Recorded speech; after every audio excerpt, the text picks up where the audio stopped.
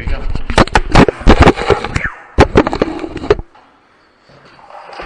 Okay. Well, good afternoon and welcome to the Selectmen's meeting, August 16th, 4 o'clock. The first item of business will be to review the minutes of the 2nd of August. We have a motion for that, please. Motion to approve. I'll second. Okay, moved and seconded. Discussion. I have none. I have none.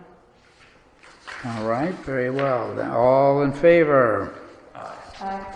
Thank you.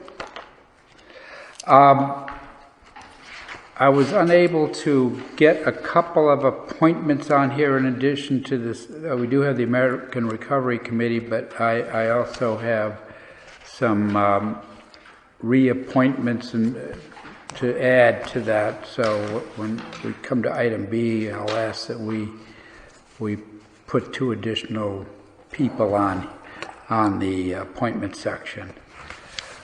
But concerning the American Recovery Plan, we have talked about some potential candidates to be on a committee, and I made a list of probably 6 or 7 different things that might encompass a good number of things in town, and this is not necessarily the definitive list, but I think we said last time emergency services would be one area that would include fire, ambulance, emergency management, police, public works, perhaps ledge light to an extent. The next group would be social services, which would include our Youth Service Bureau, certainly the Town Hall, the Senior Center, and other organizations might go under that. Arts and tourism and hospitality. There's also a business sector, and then finance, which would be with respect to the town and how we might manage things as in terms of dispersing funds and keeping track properly. And then municipal and infrastructure, that would be another category. So I know that there were some other suggestions. I think what we talked about was to perhaps start with a core group, have a committee come together, and then people could be added as time goes on. So I think I'd like to really get this group together because some towns are further along than we are, and there's a lot to do in terms of what we do and how we do it. So do the selectmen have other ideas? I know we talked about public health, but I think that falls under one of these categories, and as I said, we could always add people if the group would like to do that. But if we met, and we obviously would need somebody from the Board of Selectmen involved as well. So, Tim, when the ARPA funds were approved or provided to us last March, as you know, I was adamant that we get a committee together to work on that, so I'm glad we're making progress.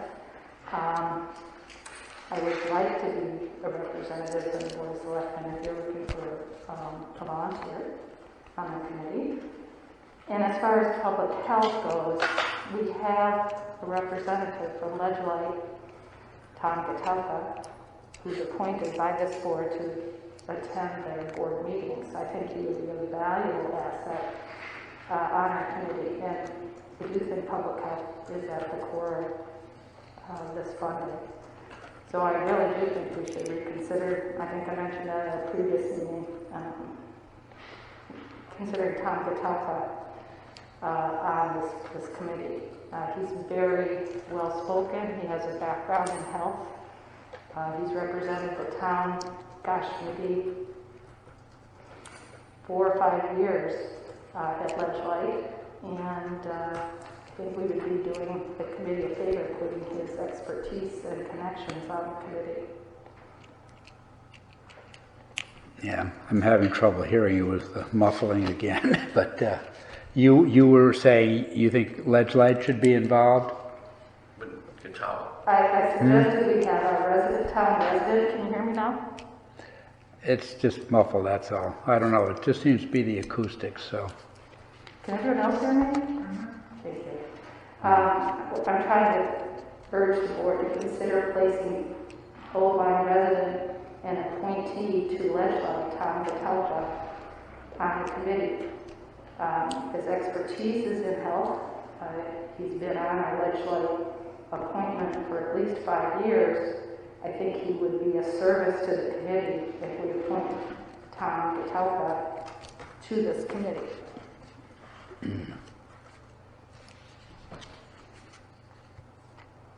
Would you fall under the health section, maybe? Yes, I think he would be under the health section. Again, it's his area of expertise. That's what he spent his career in. He's very eloquent. I know he attends the board meetings regularly.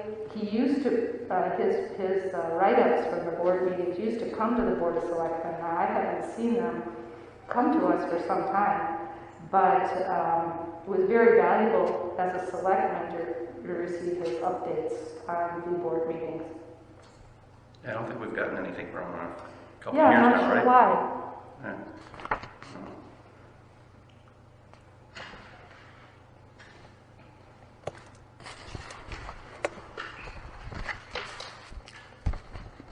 I also said to Tim, if you're looking for a volunteer of the Board of Selectmen to be on the committee, I volunteer.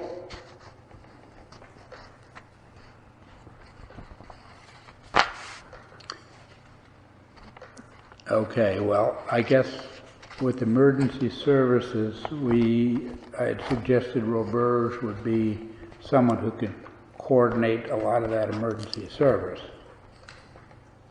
With social services, we talked about Jennifer Datum and Mary Seidner.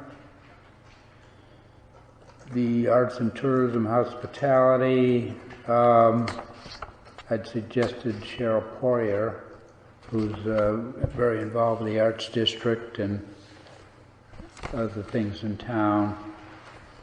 What was that person's name? Arts, tourism, hospitality. Yeah, who was the person?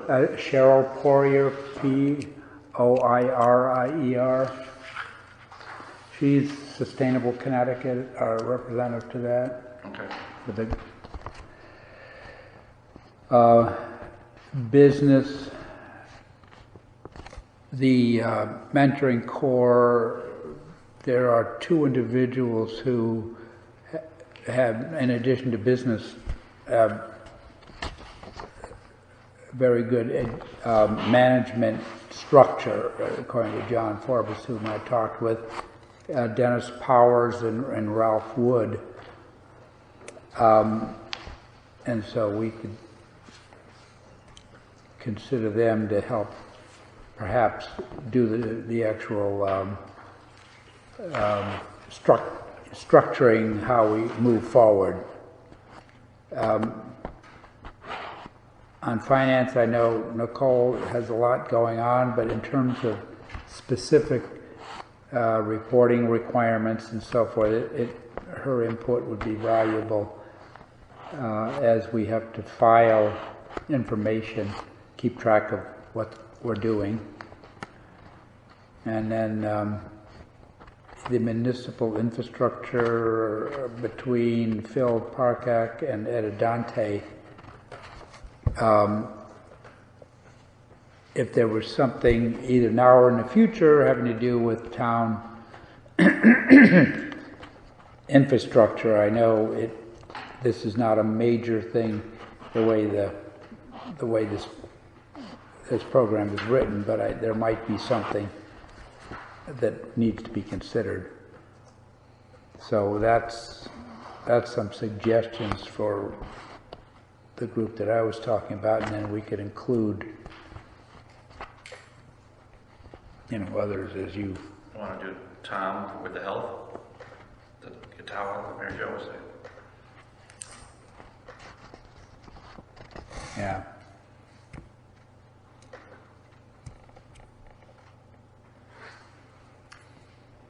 And I think last meeting, you reiterated what we talked about last time. I think I also suggested just a community member at large might be helpful. The which now? A community member at large. Yeah, I don't know if we want to go to that level at this point. I think that the group came together, tried to work with a smaller group of people, and then identify. You'd mentioned town hall staff, community member. That might be, as we get into it a little more, if we put too many people at the table, I think it'll bog things down personally, but I don't know. Yeah, I don't disagree that you don't want a really large core group. However, these funds are to help the American people recover from the pandemic. And I really do feel it's important to have somebody from the community at large to provide a voice that perhaps we don't know, we haven't heard. Yeah. Well, these will be open to the public, right? Yeah. So, But somebody that's at the table making decisions, I think from the community at large, would be an asset, and I think we should consider having somebody on it. And I actually have somebody in mind that I haven't asked because I know this was still a discussion point. Somebody that has, the person I'm thinking about, not only is a community resident, has done some great outreach during COVID for the town, has a finance background. I think he would be valuable, and I'd like, if you guys are open to it, I'll ask him if he'd be open to being on the committee. well, I agree with Tim that, smaller better for now, and then let it grow. And keep him in mind for now, when it comes to need. Just so it's manageable right now. Well, then once the group gets going, you've got more people who would perhaps know people that we don't know as well, so. Well, you have subcommittees and stuff. Yeah.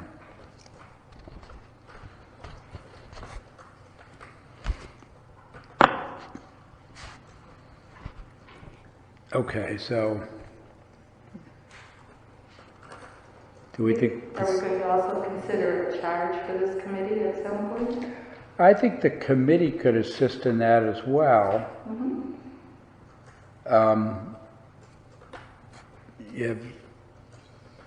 I'm thinking between a lot of capable people, but I think Dennis Powers and Ralph Wood would probably have some pretty good experience in this kind of a mission statement concept, so they might be very helpful in creating a concise.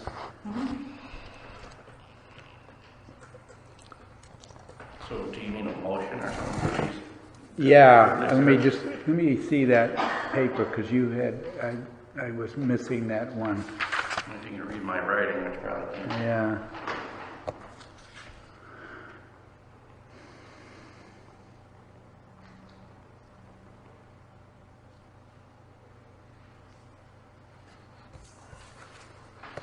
Okay.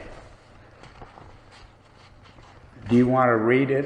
Well, I make a motion that the names you read and the people that we added on with health, with Mr. Katawa,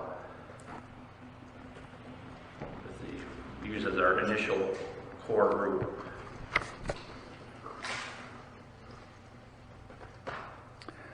Okay.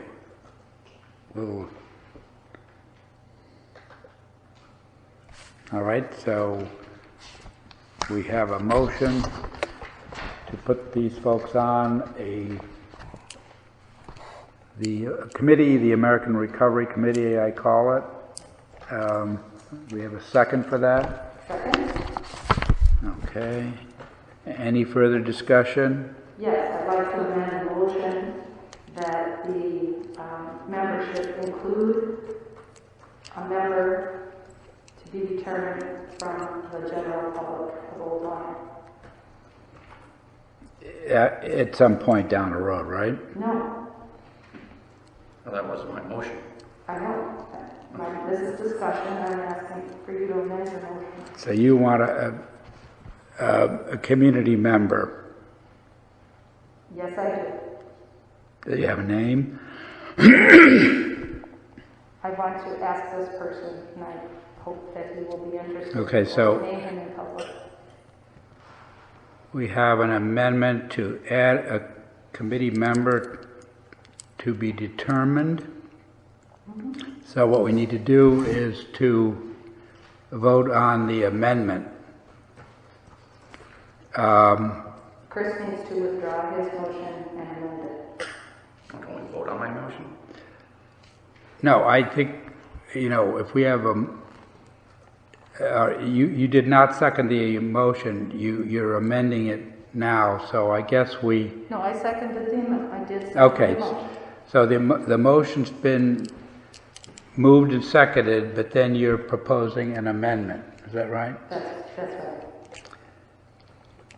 Okay, so did you move to have the amendment? That's your motion to amend it? We're voting on it. I think what I'm asking for is I'm asking Chris to amend or withdraw his motion and then put a new amended motion to us in which we will add a Or member from the community. Or it could be a simple, a motion to amend a motion to amend the original motion, which we would then vote on that. Yes. Okay, so you're making that motion. I can't make another motion until we take care of the motion that's on the floor. Well, I think if somebody wishes to amend a motion, they can make a motion to amend it, and then that's voted on, and if it passes, it's part of the motion is amended. If it's not passed, then the original motion stands alone. I don't know that that's how our rules work, it's my understanding. So you have to vote on my motion first, either vote on it or not. Or you withdraw your motion. If I want to. You can withdraw it if you want to, or you can table it and we can make an emotion, we can make an amended motion. But I think it's pretty common that if a motion is on the floor and somebody wishes to amend it, then they can amend it. I move to amend the motion, and that's addressed, and then the motion as amended is voted on. Okay, it may be common, but I think the protocol is that you deal with the motion that's on the floor. But if that's the case, I make a motion to amend the motion that's on the floor to include a community member Okay. to be named at our next meeting. Do it. Not that I don't keep on tracking this up. Don't you still have to vote on the amendment motion I did, and then we amend? So I don't you think pass so. or fails, and then you make a motion to amend it. I think if somebody makes a motion and it's seconded, and then somebody wishes to amend it, I think the amendment needs to be dealt with before you don't. Okay, whatever. Because, in Congress they amend stuff and it's after. So let's just go down that road. So there is a motion by Ms. Nozel to amend the original motion to include a community member. Do I have a second? I'll second it. Okay. So we will vote on the community member amendment. All in favor? Aye. Aye. Okay, I vote against. Thank you, Chris. So that is, So we have to. Finish. now it's the motion as amended, which includes the names plus a to-be-determined community member. which we will vote on at a later date. Well, it's been voted on, so I No, guess, voted on who we're going to appoint to that the position. incumbent. The next meeting. Okay. So we will now vote on the original motion as amended. All in favor? Aye. Aye. Okay. Very good. Now,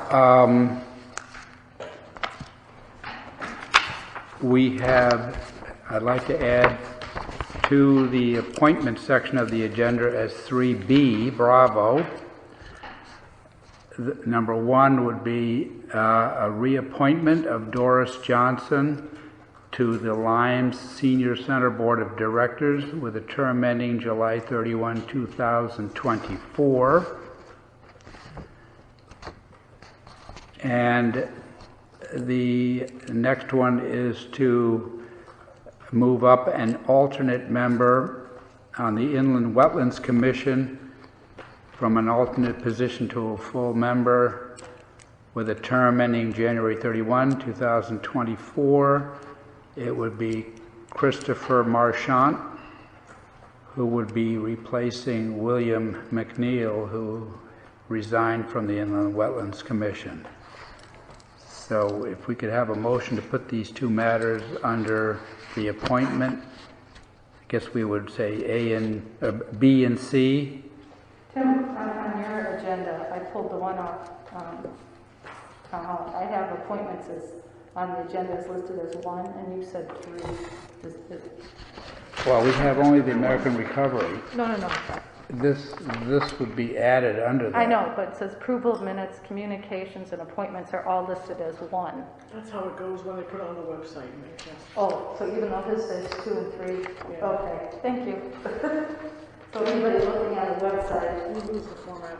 I see, I didn't know that. Okay, so anybody looking at the website, appointments is really 3. And so then I make a motion to add appointments under 3B. Okay, so I'm looking for a motion to put those two appointments as B and C under appointments. Second. Or make a motion, I should say. Okay. Kerr.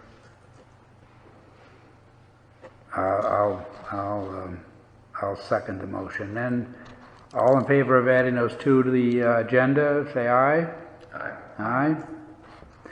All right, now we will vote first on Doris Johnson, Lime Senior Center Board of Directors, term ending July 31, 24. I have a motion, please. Motion to appoint? Second. Okay. Kerr, moved and seconded. Discussion? All in favor? Aye. Aye. Okay. Then the next one is the Inland Wetlands Commission, Chris Marchant, to be moved from alternate to full member for a term ending January 31, 24.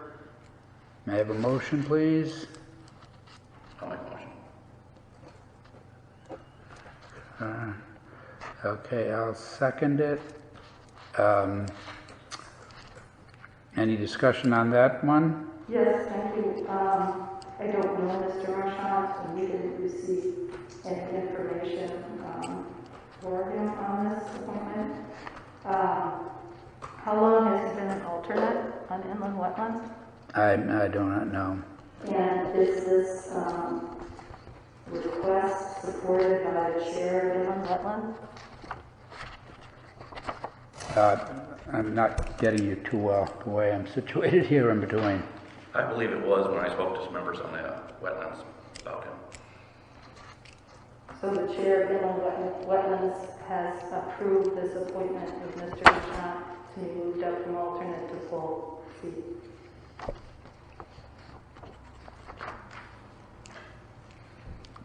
As far as we know. As far as we know. Okay, thank you for that. Okay. Any other discussion? All in favor? Aye. Nay? Aye.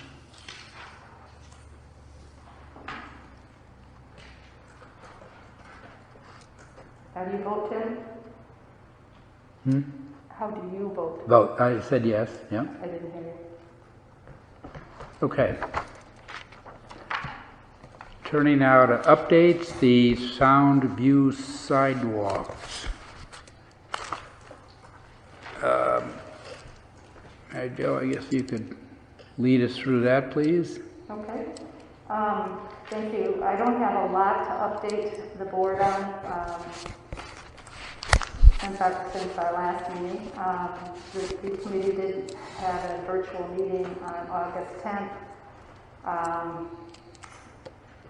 The committee is still waiting to hear from our contractor, Martin Laverio, on the specific ancillary items of the transit hub so that we can make a decision based on our budget of what we can afford to add to the basic hub cost, which was about just under $42,000.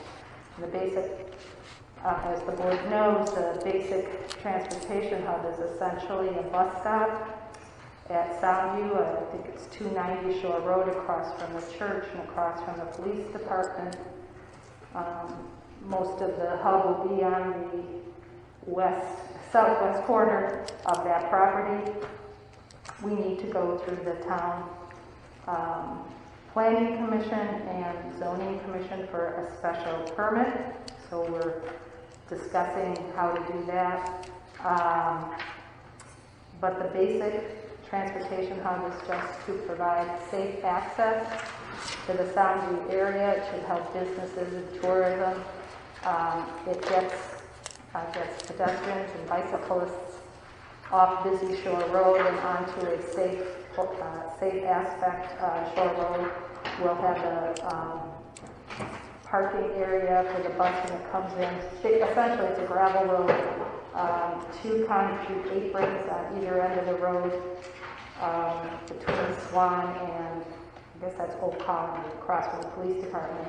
So the bus will turn in onto the concrete apron, have a gravel road, a bit of bituminous to stop at the actual transit hub, which is basically the shelter on a concrete pad, and then exit to the concrete apron.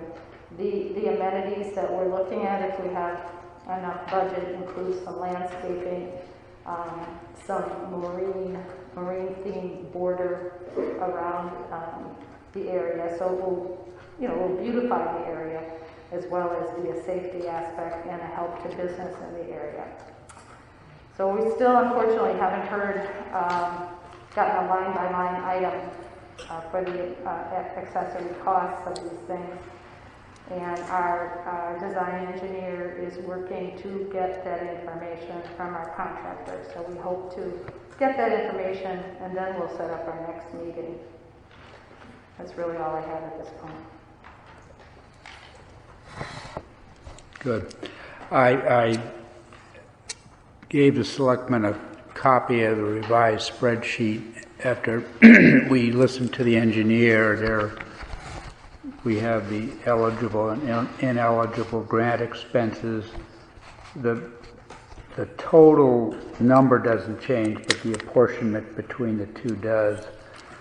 And there's still items that will be revised as we go forward. But I think we can see that there is, even with the transportation hub, there's still room within both the grant and the appropriation, so that I think as we go forward, we'll clarify some of these numbers, and there may be other elements that can be added to the project. Pretty much, I guess, having to do with the transportation hub itself. Good. Okay, the next is the Ferry Road. This week, the chairman of the Tree Commission and I will be meeting with an arborist who has been looking at the trees along Ferry Road where the sidewalk is in an effort to really try to get clear what can be done to protect the trees with the replacement sidewalk if it were on that side. I think it seems like we're leaning toward having the sidewalk in the same location, but the committee will, when they hear what the arborist has to say, then they'll make a recommendation back to the Board of Selectmen and also make a revision to the budget based on what the tree activity will cost. So that's the next step, and I expect probably by the next Selectmen's meeting we will have well, I think there's also going to be this public information meeting for the townspeople that have an interest in learning more about it. So that will likely happen, hopefully toward the end of the month if possible. End of August? Is what? End of August? And what? This month, August? Yeah, I hope so. It's the 5th, 16th, so it's possible. We're meeting with the arborist Wednesday, so if we can get some clarity on that, perhaps we could put together and have people informed with the right people present to talk about the whole thing. That's the hope.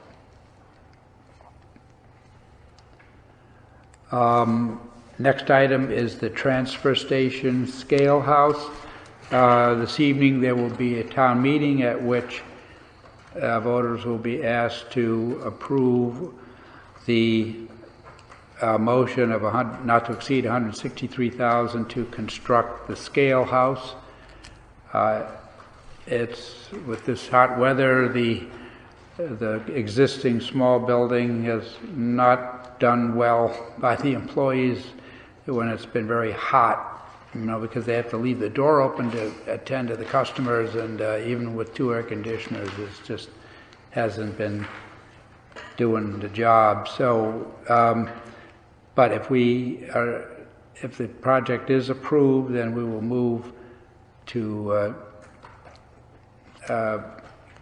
solicit bids for it and hopefully have that installed as quickly as possible, but it's going to probably take a couple of months for the construction of the scale house.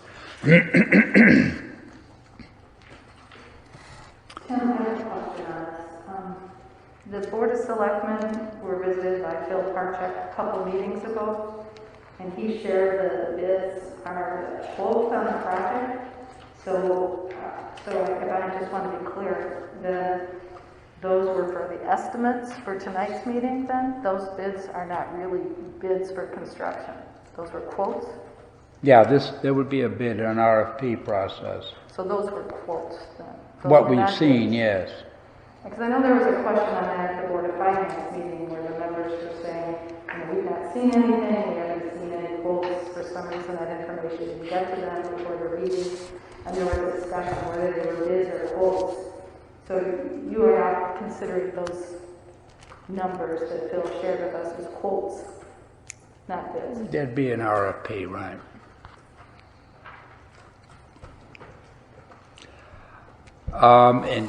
Next item is Soundview Sewers. The intermunicipal agreement with New London to utilize the wastewater treatment facility, that agreement has been executed by the 3 beaches in the town and sent to New London for its signature on the, as I say, the agreement itself, and a payment should be in the works to memorialize that. The next step would be to work with East Lyme and perhaps Waterford on the use of the pipes and pump stations in those towns. It's still not clear to me whether we are dealing only through East Lyme, which would speak on behalf of the two towns, or whether it would be a negotiation with both towns. That's, I understood it was only East Lyme, but I'm not 100% sure at this point. So that's being figured out. But apparently the mechanics should be reasonably well in hand in terms of the charges and so forth to use those facilities. The bids which went out for the entire shared infrastructure, consisting of the collection pipe, the pump station, the force main going up Portland Avenue over on 156 to East Line Pump Station, and an odor control facility, we received two bids which were very, very high, and so those bids were rejected, as I understand it, and the project is being broken down into into smaller parts, which then contractors who have a level of comfort with one thing or another would be able to bid on what they're comfortable bidding on, as opposed to the whole thing.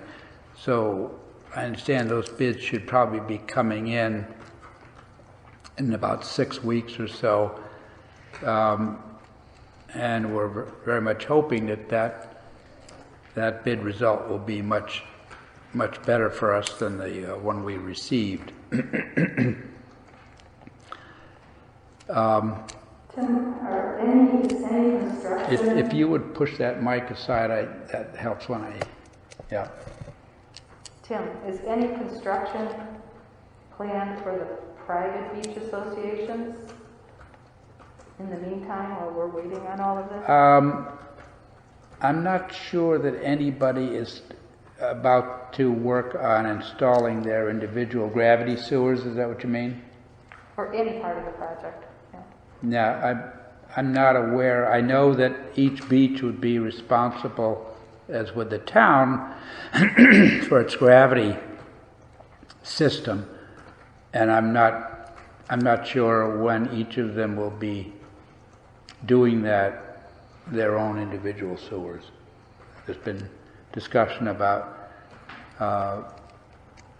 where, I know one thing's going to be a challenge is where contractors would store equipment and materials once this all gets going. But in terms of the timeline, I'm not aware of anybody that's saying they're going to start on their own individual installations as of a certain date. Okay, because I thought we were trying to work cohesively together on this. No. But I think the other part of my question is, you had shared, I think, an email that Miami was getting sidewalks, and I was asking you about Miami Beach, the sidewalks. Yeah. I had heard about that, and you thought maybe it had something to do with the sewer project, and I was just wondering. I gather I asked the person who told me that, the Portalance, Mr. Portalance, and apparently he thinks it's the sidewalk to the beach, maybe from, I think it's a 400-foot sidewalk, he thinks. That might take, maybe from their parking lot to the beach, I'm not sure. Okay. But it's nothing, doesn't sound like it's related to the sewer project.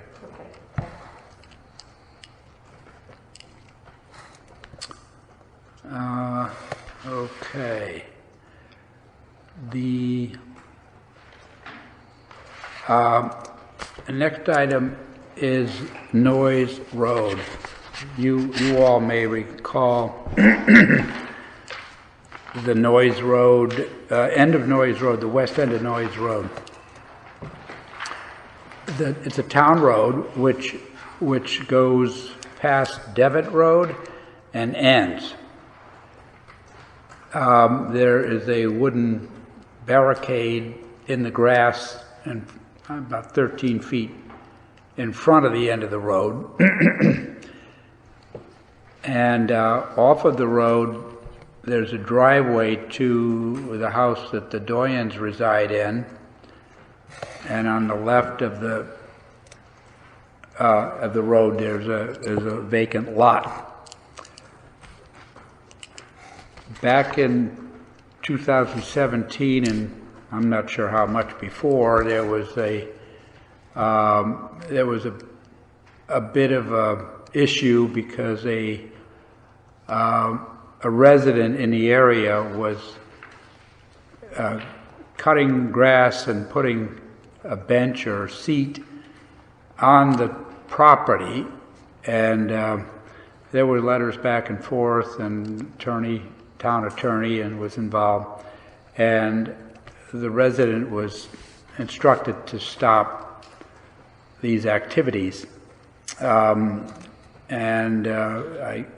lieu of that private seating that was placed there, I gather the town put out its bench on a seasonal basis, but I think that must have stopped because I don't believe there's been a bench recently. So some adjacent owners contacted me and said that they thought that this activity had stopped, but it seems to have started again. There is a seating on the property as well as cutting the grass that would be contrary to the instruction from the lawyer. So in talking with some of the residents, there was a feeling that the grass should be allowed to return to its natural state, which is quite low. It's not phragmites, so it's probably, I don't know, under 2 feet tall. And so the feeling was that this mowing was not necessary, and that the bench supplied by the town might be a good idea. And so I've been working with I talked with the attorney about location, and he recommended that a bench not be put at the end of the pavement itself, that if it was on the grass, either in front of the pavement toward the water or to the side, it would be better, because the barrier to stop traffic, such as it is about 13 feet in front of the pavement toward the water. And so if the bench was sitting on the road, it was the attorney's opinion that might present a risk for the town in case a car mistakenly or hit the bench with somebody in it. So at this point, I think we would like to position the bench either on the grass in front of the pavement or to a side perhaps, but then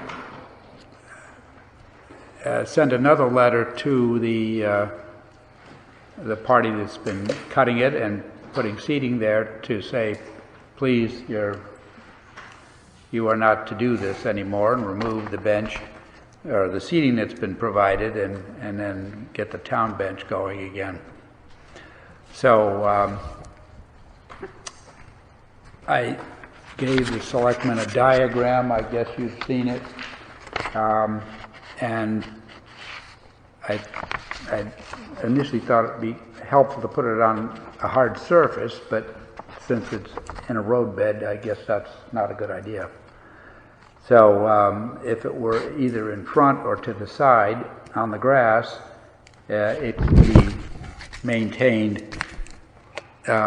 periodically in terms of the town cutting the grass, and I think the bench would be a nice asset, really, because it's a very lovely view, and people might enjoy going there and looking out over the scenery.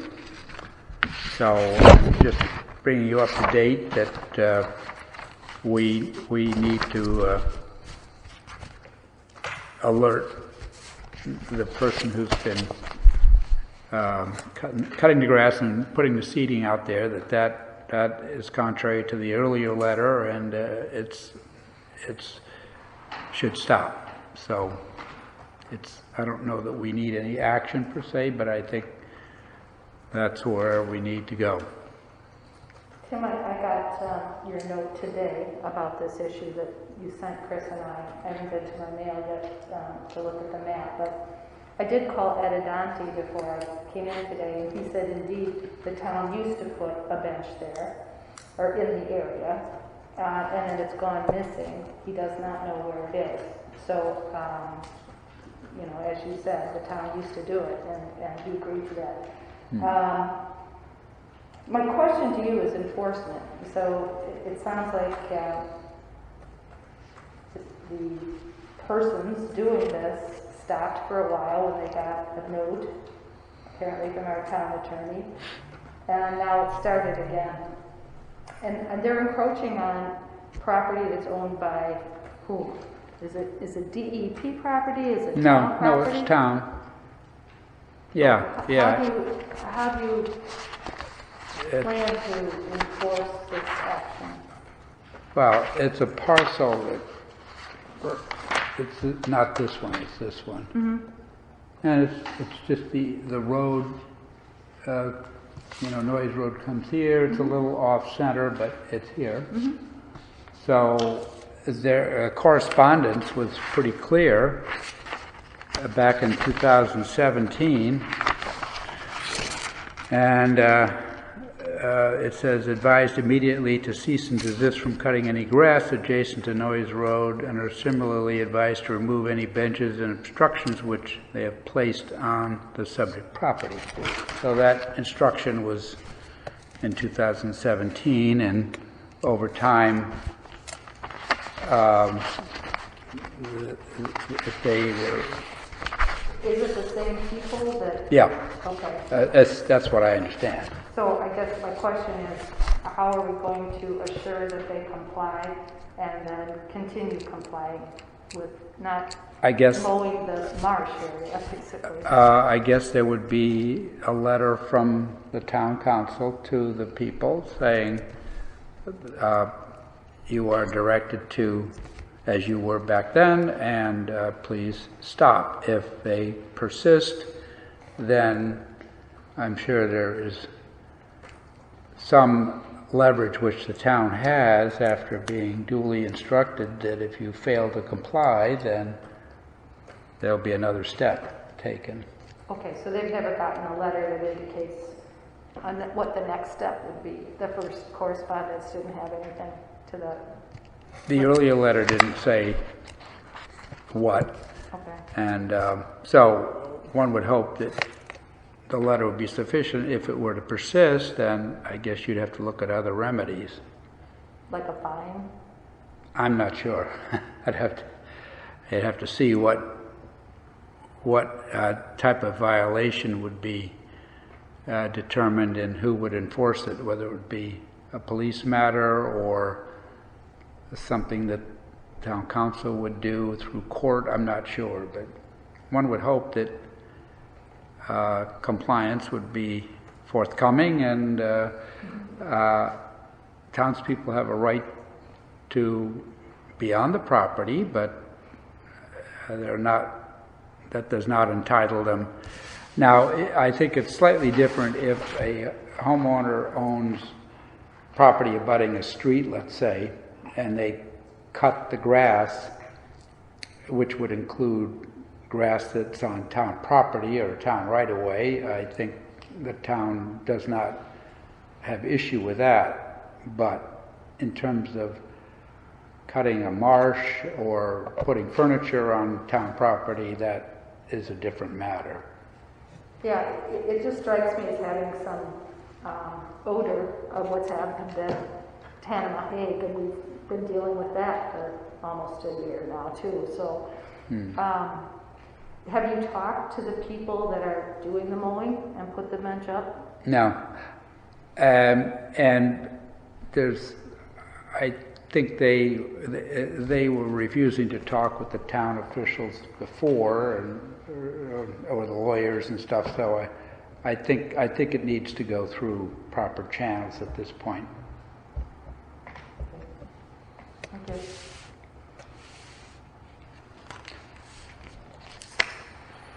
Okay, the next item is the COVID and town greeter. We said farewell to Connor Wyman, who served as our greeter for, I guess 2 months or better. He was very helpful and very valuable to us, great fella.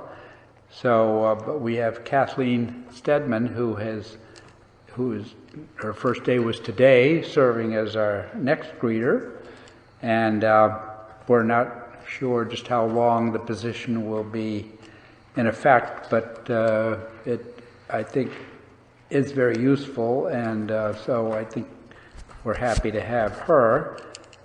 She is pursuing her master's degree at BC, so that she's got her hands full with going to school as well. So, but she seems to be a quick study, and so I asked her if everything's going great, and she said no complaints. So we hope that'll be the case.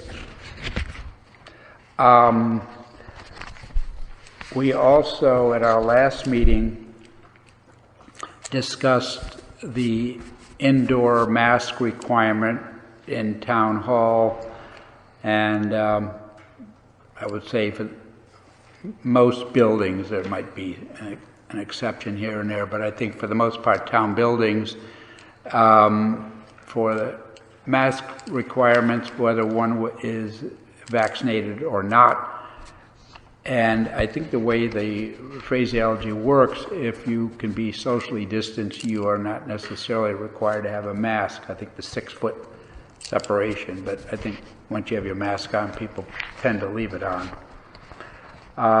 We thought we'd look at it for the 2 weeks that have elapsed here, and I think there are more towns in our cohort that have imposed the mask mandate than not. I don't have a complete list, but there was probably within the last week or 10 days, there was people responding to an inquiry, and I think it's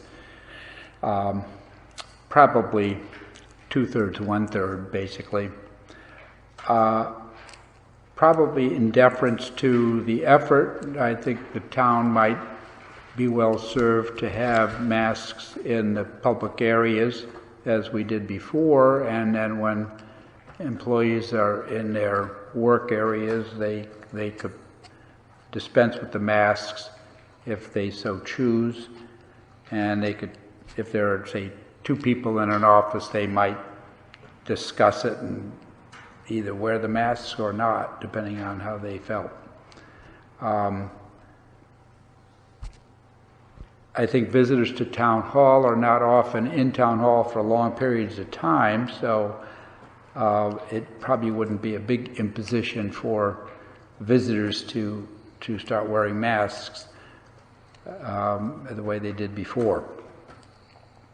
So I think it might be a recommendation for us to say we should go to masks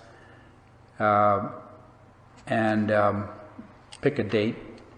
I think the Southeastern COG is going to have some more discussion on it Wednesday, but if we want to do something right here, we could pick a date, and if you think it's a good endeavor, we could say as of a certain date we're going to have the masks and have our signage adjusted accordingly and get the word out. I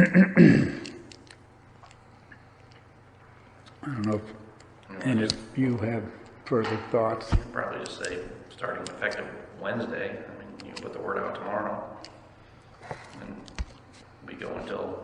Yeah, we've been there before. We know what to do. Just make the assessment every selectman meeting. I think we have ample supply to have masks available if somebody comes in and forgot it. So.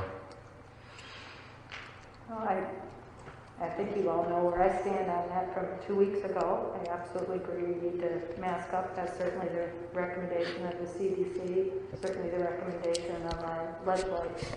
So I think mandating masks in public facilities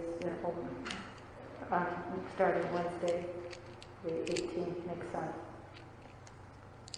Noting that we have a town meeting tonight that's in person. So Yeah. I would suspect that, I guess I would advise people to wear their mask because I don't know how crowded it will be in here.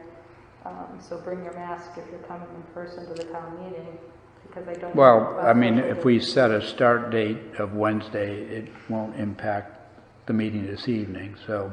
Well, it will if people can't socially distance in here. I think people should be aware that they may have to have their mask on because we don't know how crowded it is. Well, if we don't impose the mandate until Wednesday, then this evening, it would not be a requirement. Too I'm not late to saying, get it I'm out not saying tonight. it's a requirement. I'm just saying it's advised if people are listening to this. Well, of Know course. that we have a town It- meeting it- and we may not be able to social distance because we don't know how many people are going to be here tonight, so bring a mask. I think people can make their choice until it's required on the part of the town for the town buildings. There's requirements just for the town buildings. This requirement's just for the town buildings, correct? Yeah. Okay. Right. Do you want a motion or do we got? Yeah, I think so. Yes, please. I say we make a motion for requirements in town buildings effective Wednesday until further notice. Second? Okay. Any other discussion on it? All in favor? Aye. Aye. Aye. Okay. Well, we'll write something up because, as I say, there was the social distance idea, and I think once you're in here wearing a mask, that you wouldn't take it off. But I know that's been in the language, so we'll word it the way they do. Okay. Let's see. I don't have any new business items, which is unusual, but guess the next item is we could go to public comment. I will ask anyone in the meeting hall, please come up and how you doing, Edie? There you go. Hi, Edie Twining. I'm talking to you on behalf of Halls Road Improvements Committee. We are working with a subcommittee on zoning for changing the zoning on Halls Road. And I just wanted to give you a heads up that we will have the new language for the village district for Halls Road will be ready for you guys to review on the 24th of the month. And hopefully we can have you sign that off to do the application to zoning. I'm sure there'll be some back and forth with zoning once we get down into the details with them, but we'd like to have it ready to go so that we can give it to them by the 9th of September and it'll be put into their 9/13 meeting. And then our hope is for the October 12th meeting for zoning, we can present to zoning the actual Halls Road Village District and, you know, why we think this is a good idea.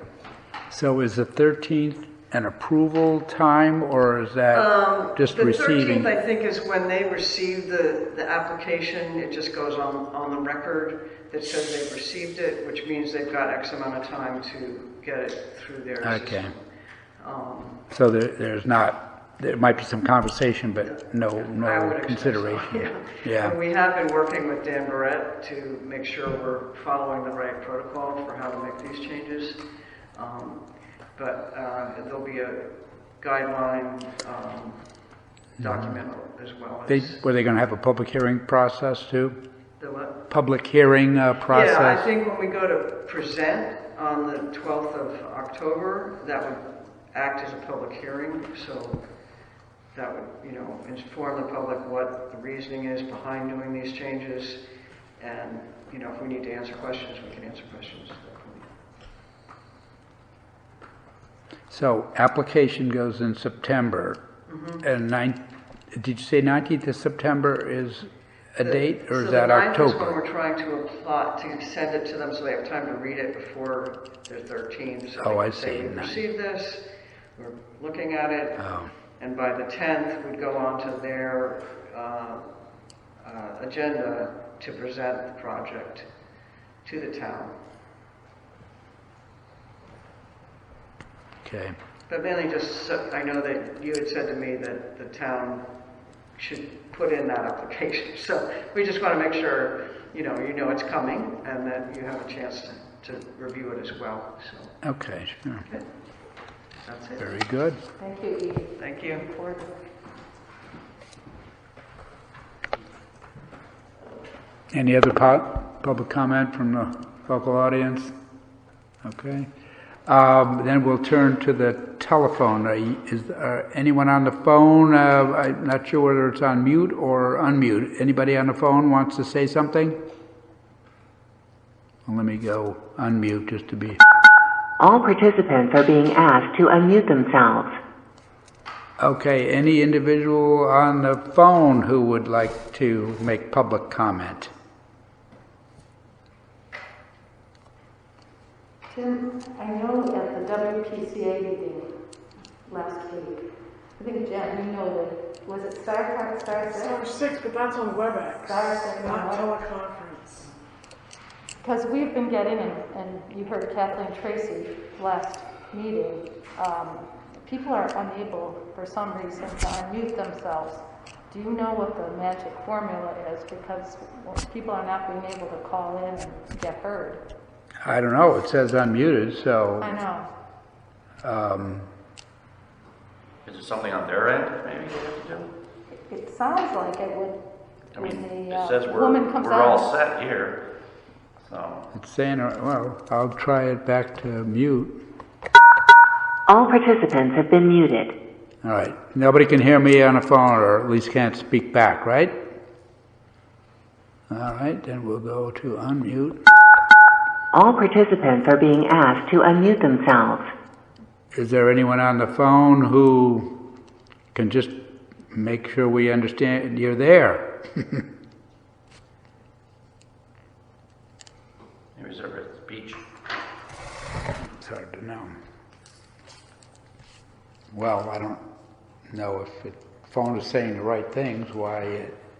Well, we've had this, since COVID, we've had off and on comments when people say they're trying to make a comment and couldn't get it. Yeah. Well, in the past, we have had people on the phone talking about it, so it's puzzling if it isn't working. I guess we could try, maybe when there's not a meeting, we could try it with somebody remotely and see if we can make sure. All right, now we'll talk about other business. Tim, you got to mute it here. You got to mute it, don't you? No? Maybe not. All participants have been muted. Other business. I have none. Tim, at our last meeting, Kathleen Tracy, in public comment, If you can shove that aside, yeah, it's good. brought up the fact that the buoys and lines at Soundview and Miami Beach continue to be not placed where they're supposed to be placed. So as a result, she is a swimmer. The buoys are closer to the swimmers. She said some of the fuel from boats is drifting into the swim area. She couldn't swim. And, we pay somebody, Harry Clout, to set those lines and buoys in the same place every year. He bills the town, he gets paid. Year after year, these lines are in wrong. Year after year, we have to have this discussion. So, One, has anything happened in the 2 weeks since Kathleen brought this to the board's attention? And two, are we paying Harry Platt for inadequate, inappropriate service?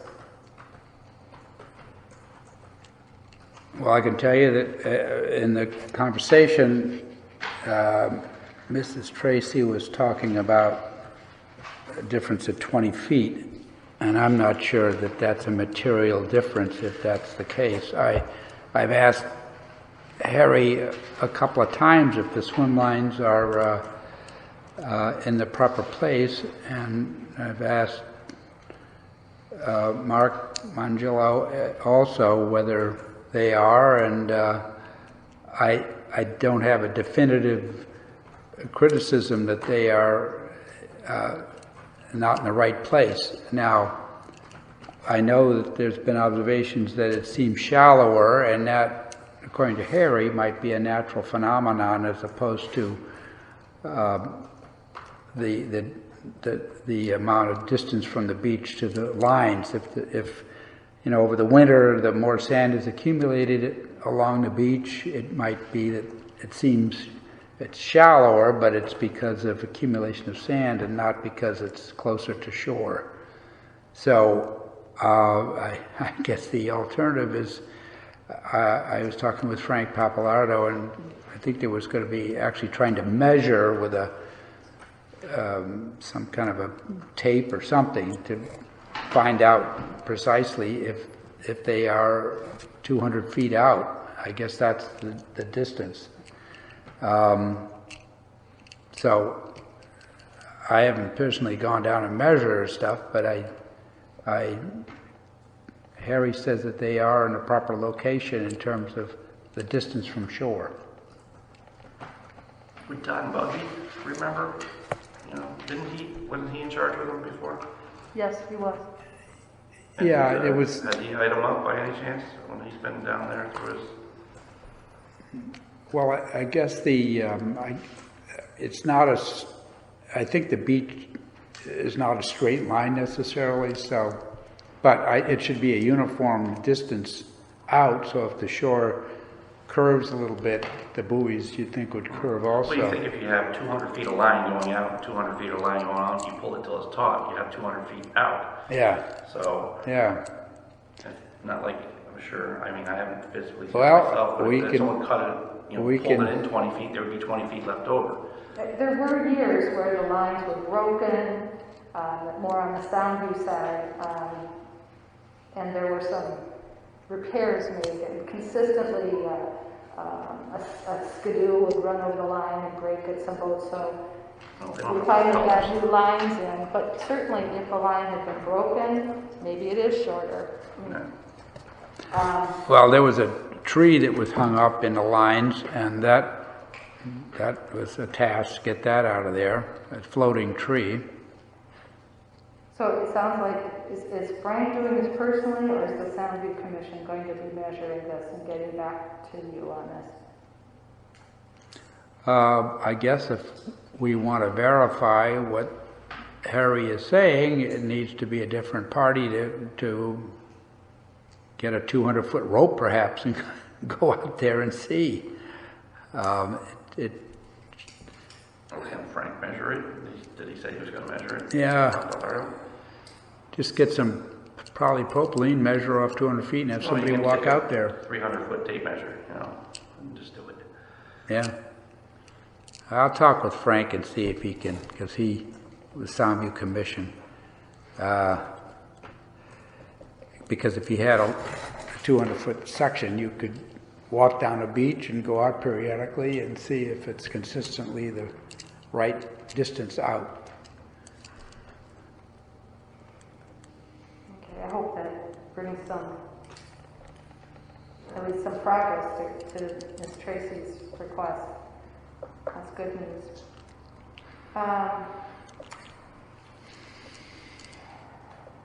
Soundview parking lot. We've had a lot of discussion on the Soundview parking lot, what time it's supposed to close, and that it was closing earlier. And we had a lot of people here at the last meeting for public comment discussing that. last week when I was down there, the sign in the parking lot says it will close at 9, but at our meeting we had said it's supposed to close at 8. So what time is it supposed to be closing?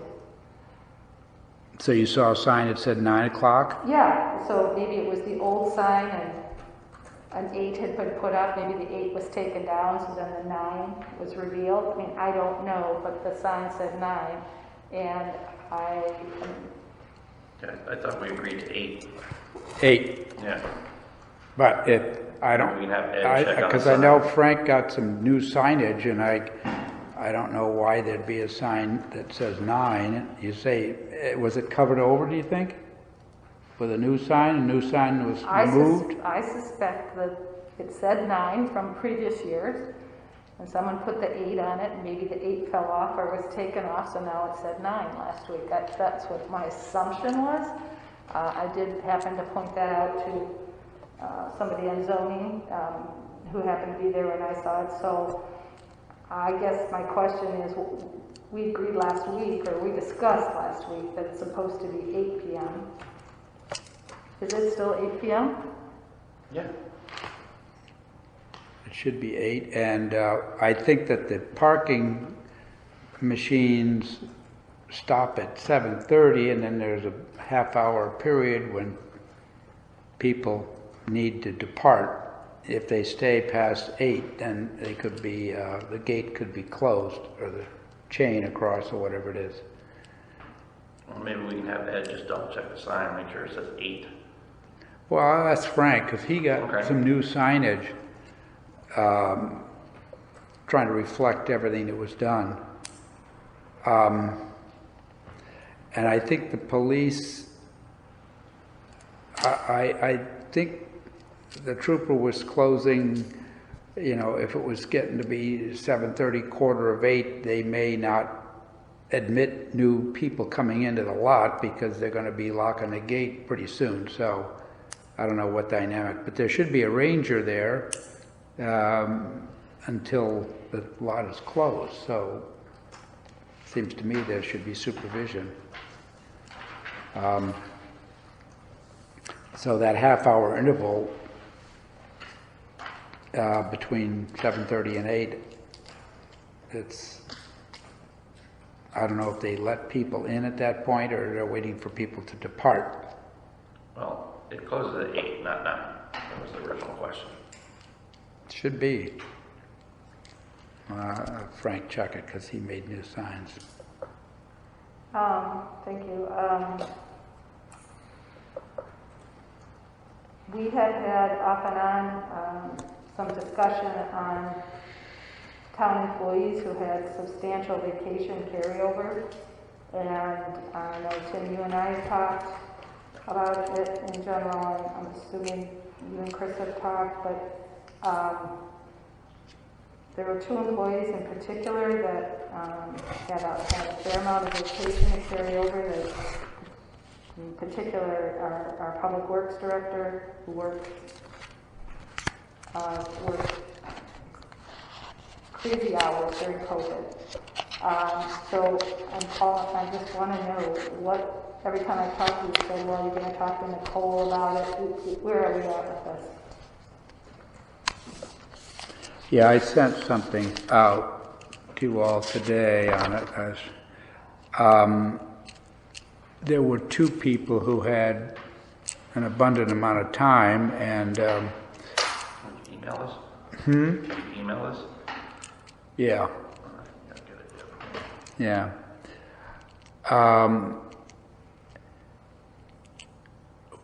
We know that Ed, he's pretty busy all year long, and he's very devoted to making sure Public Works operates properly, and he's chronically not taking all of his vacation. When we talked about it, I said, if we were to approve a bigger carryover of vacation, that simply makes it more difficult the following year because you have your regular vacation plus the carryover, and it's not going to work out well.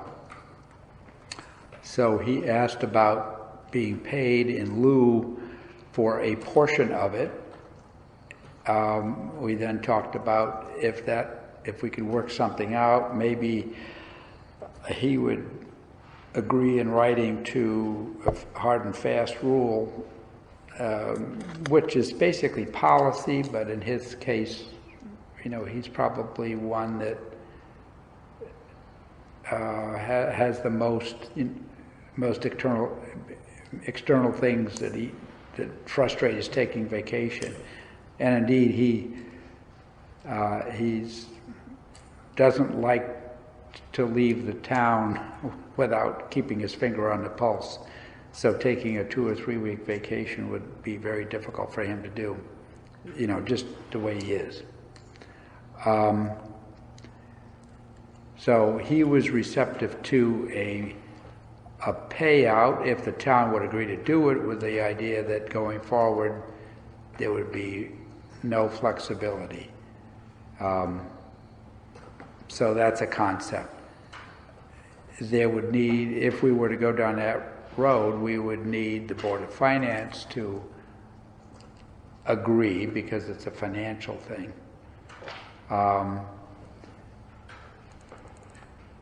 With respect to Don, I had a conversation with him, and we agreed to carry over a week in addition to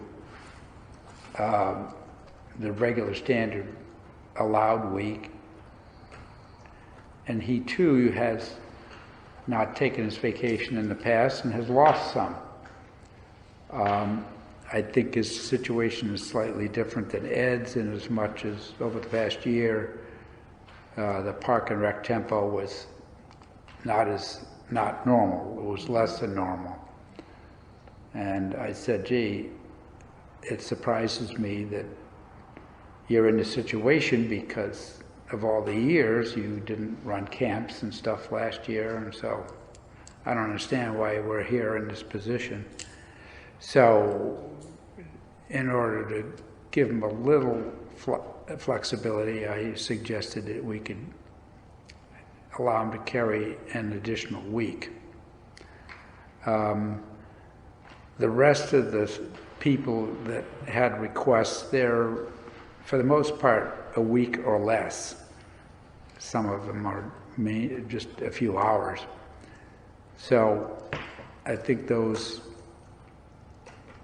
with certain situations between COVID, and I know the town clerks were inundated with election and primary and that sort of thing. So you could be hard-nosed and say the rule's the rule. And I think, when I look back at the year before, and it was worse than this year for sure. And there was also the comp time factor 2 years ago.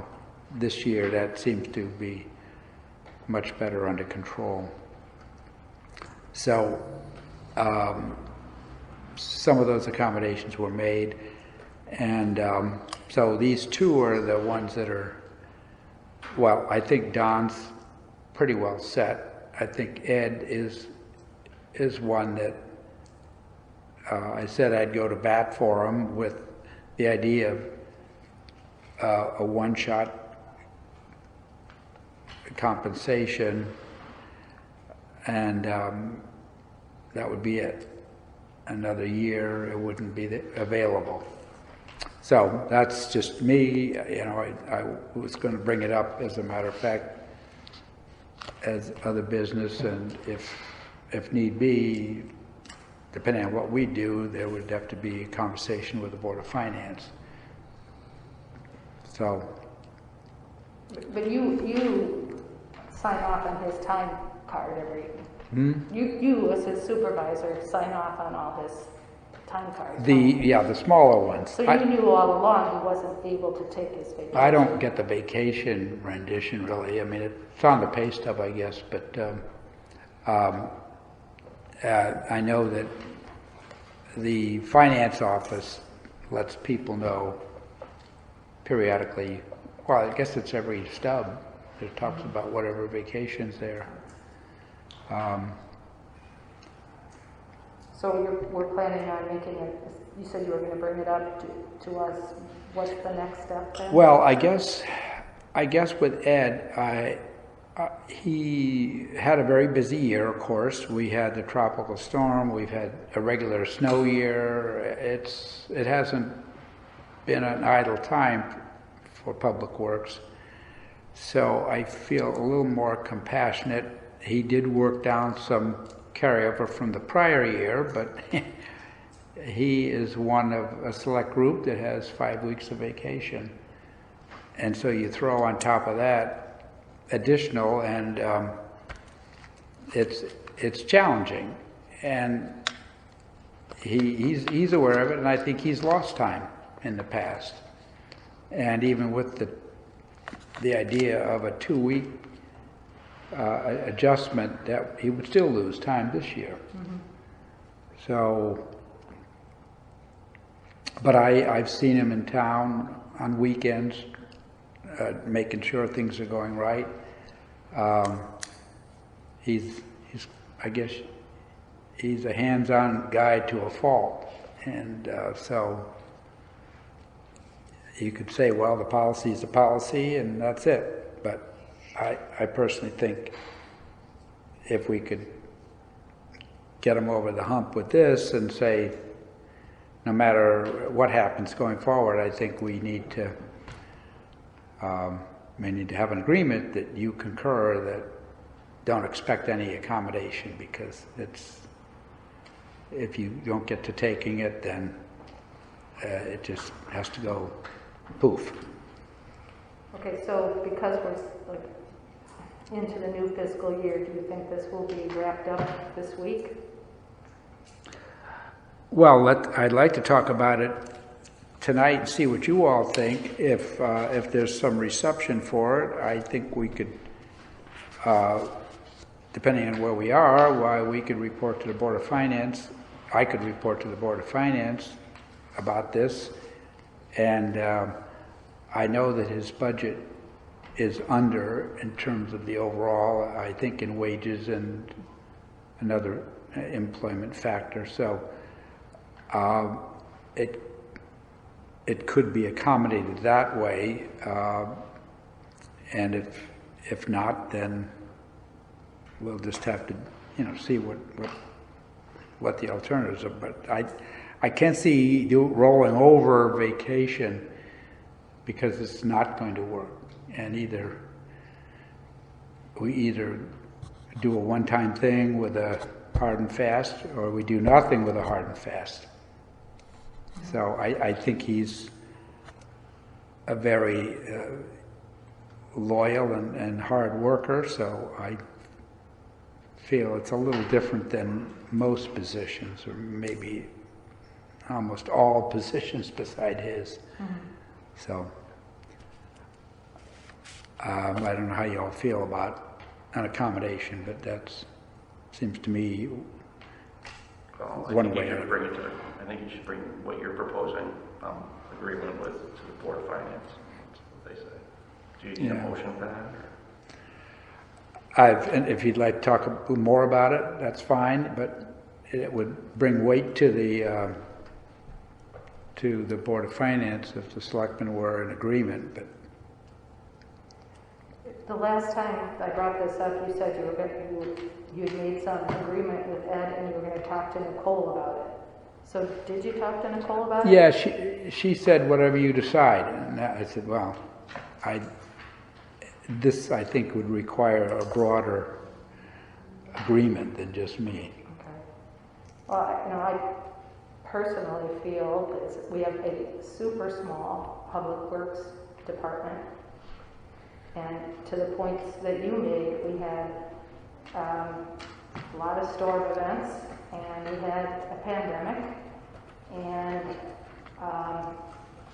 we don't have a deputy public works director.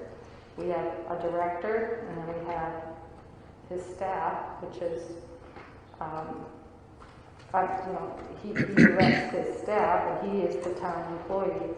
I know that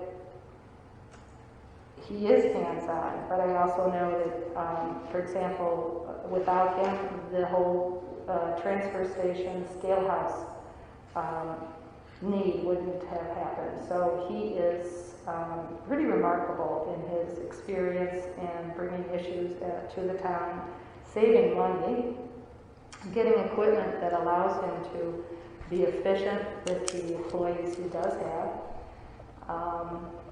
And he's a good director. I support the fact that he needed to work the hours he needed to work to make the town be successful during this fiscal year. Well, if the selectmen would be willing, we could consider a motion to recommend to the Board of Finance that Ed Dante be cashed out for 2 weeks of his time, which is not the full amount by any means, and that there'd be a companion agreement that would state that going forward, his vacation would have to be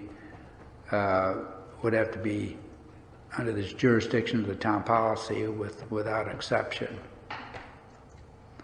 So moved. Second. Any other discussion? All in favor? Aye. Thank you. And then I'd just like to end again with the resolution declaring racism a public health crisis. We are in Oman, one of the few, if not very few, towns on the shoreline who haven't taken the time to look at this issue closely, set up a committee, maybe make a document that people can live with. It's a value statement. My intent from the start was to use the template that other towns use so we could work together, maybe even regionally, to find opportunities where we can look at equity with racial eye, equitable eye on our policies and procedures regionally. That includes when we work with Rivercog, which we already work with, the regional. That's the example I wanted to share. A lot of towns have passed this, as I said, or passed a version that supports their values. We have not, as a Board of Selectmen, even agreed to have a committee to look at it, and I continue to be disappointed by this board in not taking the time to agree to put some people on this. We are a member of Sustainable Connecticut, Sustainable Old Lyme, Sustainable Connecticut. One of their objectives is an equity option, and that, as you know, is one of the things that we get points, potential grants can come out of that. So there's a lot of good things for the town of Old Lyme that could come out of taking some time to address a resolution. And I don't think we've entertained that option to look at a committee to present something to the Board of Selectmen that maybe everybody could be comfortable with. And I'm disappointed, and I'm hoping again that this board will consider the resolution as a value statement going forward, and that will allow us just to maybe form a committee to make sure that our policies are looked at with an equitable eye going forward. And that's all I have. Thank you.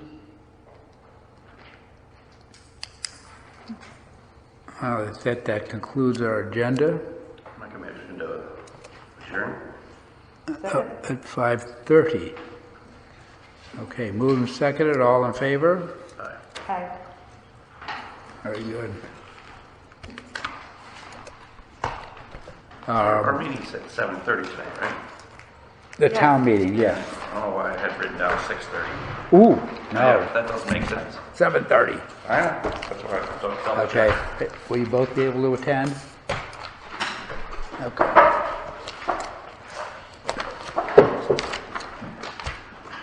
Thank you, Jen. Oh, Chris.